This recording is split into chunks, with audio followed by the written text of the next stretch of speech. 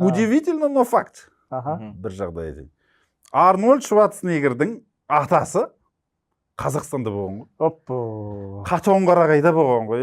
Жолды саған деші ана жолды. Австрийский завалды сол кісілер соққан ғой. Австрийс ол өзі. Австрийс қой енді, Шварценеггерді өзі Австрийс қой.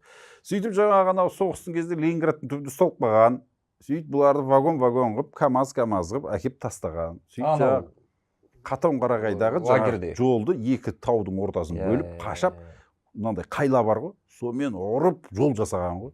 Соның ішінде бір художник болған, бір қазақтың қызын жақсы көріп қойған. Сол австрийский завалдан мынау Марқау көлге қарай өтіп баратқан жерде мен апарсаң көрсем. Шварценеггерге метис деп шықпасаң болды. Арғы атасы, апасы қазаққа келеді ойдың. Апасының аты вообще қызық. Қандай? Күнділді. Күнділді? Е, сондай аты. Қой. Факт ба сенің ау? Факт. Өзі Қатонқарағайда болған. Сол жолды соққан деген жаңағы ақпараттар бар.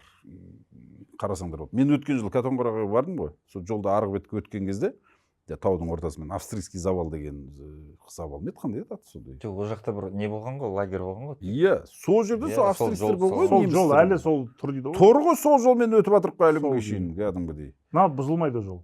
Күшті соққан ғой. Шварценеггердің атасы соққаннан кейін оңай емес. Сөйтіп сондай, сөйтіп тасқа жаңағы художник ғашық болған жаңағы қазақтың қызының суретін салған деген әңгіме бар. Сөйтсе ол қыз емес дейді, кейбір деректер бар екен, басқа да версиялары бар. Ол өзінің анау Австрияда қақып кеткен қызы етін, кішкентай қыз етін, соны сағынғаннан тасқа қашап Қатонқарағайдың ішінде жатыр. Тас бар ғой. Сол тұр ма әлі?